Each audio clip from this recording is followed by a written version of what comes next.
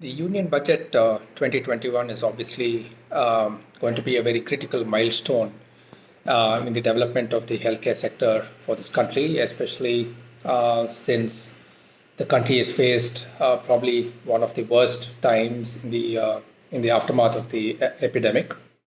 For the healthcare sector per se, I think just given how essential the sector is, there are certain things that the government can do to give a boost to the sector, especially post COVID. One is to certainly increase the allocation that the government makes for the healthcare sector. Obviously, today we spend somewhere between 1.5 and 1.6% of our GDP on healthcare.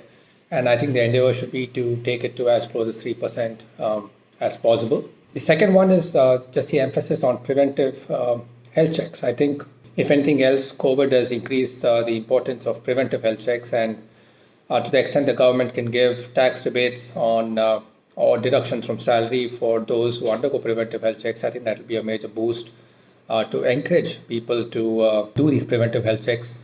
Public-private partnerships, again, I think that's something that the government has announced. I think implementation of these partnerships where the government assumes the role of a prompt payer, I think will go a long way. Efforts towards skilling of manpower. There is a shortage of staff, skilled staff, whether it is radiologists, phlebotomists, and the like.